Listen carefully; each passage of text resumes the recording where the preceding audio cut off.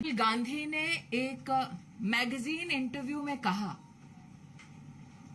कि मोदी की ताकत उनकी इमेज है और राहुल गांधी ने 4 मई 2019 में एक मैगजीन इंटरव्यू में ये प्रण लिया कि मैं मोदी की इमेज पे प्रहार करता रहूंगा जब तक उस इमेज को छिन्न भिन्न ना कर दूं। गांधी खानदान की नरेंद्र मोदी को यह पहली धमकी नहीं थी। गांधी खानदान ने एड़ी चोटी का जोर आजमा लिया जब वो सत्ता में थे, लेकिन न जनता का प्रेम नरेंद्र मोदी के लिए वो कम कर सके, न जनता का साथ। नरेंद्र मोदी ने स्वयं गांधी खानदान से कहा कि आप चाहे मेरा कितना भी अपमान कर ले, लेकिन राष्ट्र का अपमान ना करें।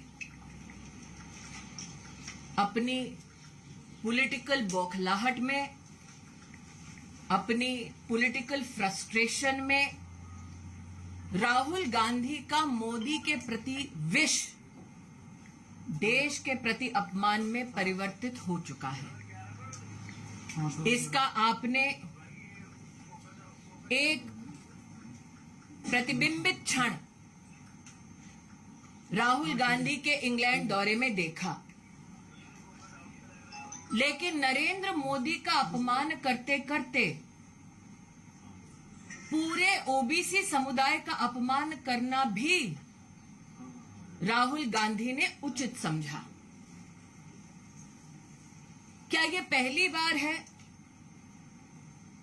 कि राहुल गांधी ने, गांधी खानदान ने दलित अथवा पिछड़े समुदाय का अपमान किया है? देश की मीडिया, देश की जनता इस बात की साक्षी है कि उन्होंने न सिर्फ ओबीसी समुदाय पर अभद्र टिप्पणी की है, बल्कि साथ ही जब राष्ट्र को पहली बार ट्राइबल परिवार की एक महिला को महामहिम राष्ट्रपति के पद तक चुनने का मौका मिला, तब भी गांधी खानदान के आदेश पर महामहिम द्रौपदी मुर्मू जी का अपमान कांग्रेस के नेतृत्व ने किया।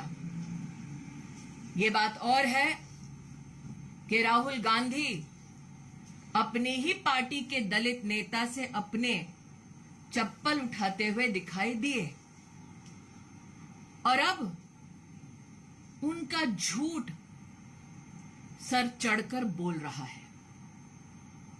The political psychosis of Rahul Gandhi is on full display. Rahul Gandhi 4 मई 2019 के अपने वक्तव्य पर खरे उतरने का प्रयास कर रहे हैं। नरेंद्र मोदी की इमेज पर प्रहार करने के लिए उन्होंने विदेश में झूठ बोला, देश में झूठ बोला, देश की संसद में झूठ बोला और संसद के अपने भाषण में जो झूठ बोला उसको पूरे देश ने सुना। संसदीय कार्य पद्धति के चलते जब राहुल गांधी से कहा गया कि आपने जो कटाक्ष किया है उसको साइन करके एक एक पृष्ठ पर ऑथेंटिकेट कीजिए, राहुल गांधी ने क्या अपने एलिगेशंस को ऑथेंटिकेट किया? नहीं किया। ये वो व्यक्ति हैं जो सुप्रीम कोर्ट के सामने जाकर नाक रगड़कर माफी मांगते हैं और आज ढोंग करते हैं डरपोक ना होने का। Ladies and gentleman, on 4th May 2019, in an magazine interview, Rahul Gandhi, in his own words, claimed that Narendra Modi's greatest strength is his image. Rahul Gandhi has publicly claimed that he will attack Narendra Modi and rip his image apart. This is not the first time that someone from the Gandhi family threatened Narendra Modi. if we look at the history of the UPA, by hook and by crook, the Gandhi family tried their best to ensure that their arrogant challenge of punishing Narendra Modi for his leadership capacities to deliver development is punished. But what the Gandhi Khandan could not stop was the support of the people of India for the development politics of Narendra Modi. Narendra Modi accepted this challenge with only one request, that while the Gandhi family can attack him, this attack should not translate into an attack on the nation state. But such is the political frustration of Rahul Gandhi that a promise he made to a newspaper and a magazine could not be fructified, and hence he continued with his tirade. Like I said, the political psychosis of Rahul Gandhi is at full display. He abused and accused Modi in Parliament, but could not verify his own statement by authenticating it with his own signature. This gentleman who claims false bravado in a press conference by abusing journalists went scurrying to the Supreme Court begging with an apology. That Rahul Gandhi has been convicted by a court for not abusing an individual but an OBC community is known to every citizen of our country. But is this the first time that Rahul Gandhi and his family have abused people, citizens from backward communities or tribal communities for that matter? The media, the citizens of our country saw Rahul Gandhi's political arrogance at display when a Dalit leader of the Congress party was made to pick up Rahul Gandhi's footwear.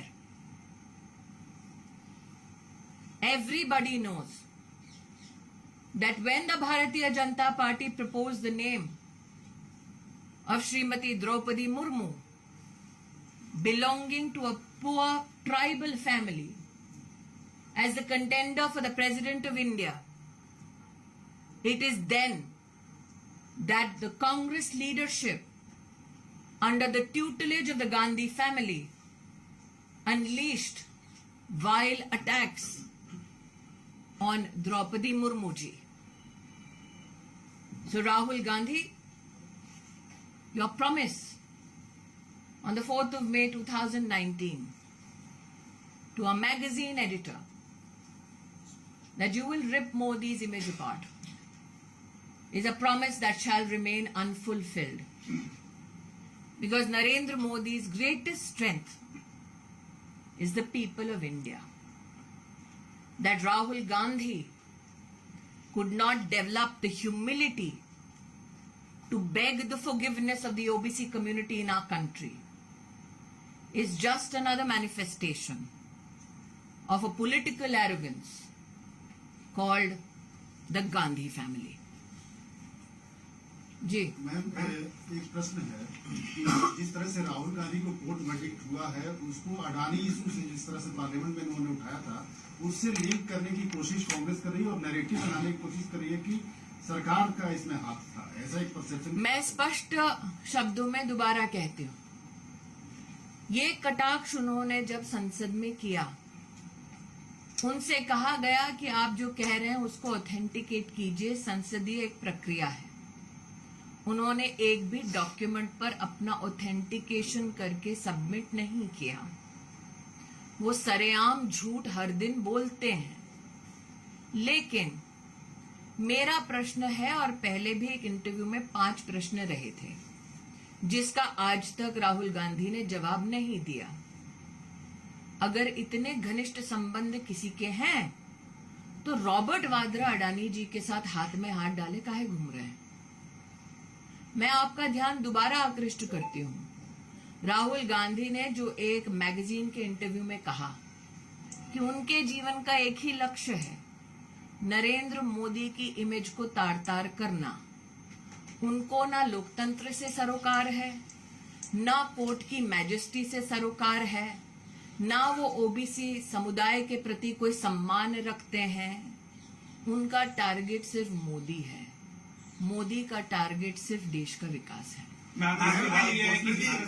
स्मृति जी, कांग्रेस का कहना है कि इतनी जल्दबाजी क्या है कि आप उनका घर खाली कराने में लगे, तुरंत नोटिस। घर उनका नहीं है, जनता का है। देखिए, कांग्रेस पार्टी इस बात की आदी हो चुकी है कि जैसे अमेठी में गरीब नागरिकों की जमीन हड़प ली, वैसे ही आज देश की राजधानी में टैक्स पेयर का मकान हड़प लेंगे। श्रीनिवास हैं, राहुल गांधी के बेहद करीबी नेता हैं कांग्रेस के। उन्होंने आपका नाम लेकर अभद्र भाषा का प्रयोग किया। उन्होंने कहा कि स्मृति ईरानी गूंगी बहरी हो गई हैं और जो मैं जानती हूँ क्या कहा है। शब्द राहुल गांधी के है, संस्कार सोनिया गांधी का है, बस जबान युवा कांग्रेस की है। और ये मैं इसलिए कह रही हूँ कि ये पहले युवा कांग्रेस के अध्यक्ष नहीं है जो अभद्र टिप्पणी कर रहे हैं। इसीलिए कहती हूँ, शब्द राहुल गांधी के हैं, संस्कार सोनिया गांधी के हैं, और जब तक ये दो हैं तब तक कांग्रेस का वो नेता जो प्रमोशन चाहेगा मुझ पर इस प्रकार की टिप्पणियां करता रहेगा। राहुल गांधी के पक्ष में मैम ये कोशिश की जा रही है कि राहुल गांधी के पक्ष में विपक्षी पार्टी को एकजुट किया जाए। वो प्रदर्शन के नए तरीके अपनाते हैं, संसद से विजय चौक जाते हैं, काले कपड़े पहनते हैं। कैसे देखते हैं मैम इसे? मैं इतना ही कहूंगी कि जिसको समर्थन देने के लिए पूरी कांग्रेस पार्टी को कोशिश करनी पड़ रही है, आपको उसका सामर्थ्य पता नहीं चल रहा। कल जो कांग्रेस पार्टी ने किया, जो स्पीकर के ऊपर आप लोग देख रहे हैं जिस प्रकार से पेपर फेंके जा रहे हैं, वो स्पीकर की कुर्सी लोकतंत्र की ताकत का प्रतीक है। क्या डेमोक्रेसी को इस प्रकार से अपमानित करने का अधिकार गांधी खानदान को है? वो लोकसभा के स्पीकर हैं, किसी पार्टी से संबद्ध नहीं है। वो कुर्सी जिसे हम लोकतंत्र का मंदिर कहते हैं, उस मंदिर की सबसे वरिष्ठ पीठ है। Ma'am, on disqualification of Rahul Gandhi, Vedant Patel of the US Department has said that I think the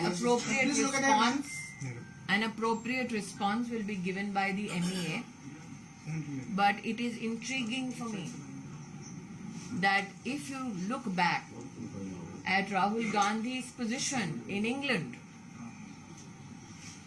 appealing to powers across the world to intervene in India, I hope MEA can give a response to this which is to your satisfaction.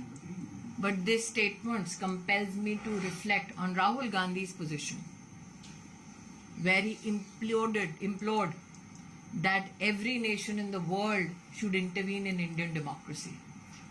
Ma'am, yesterday Congress party leaders were wearing black clothes and all the opposition leaders came out. They had Narendra भाई ने कहा ना कि जब प्रगति बहुत होती है तो कहीं ना कहीं काला टीका लगना जरूरी है।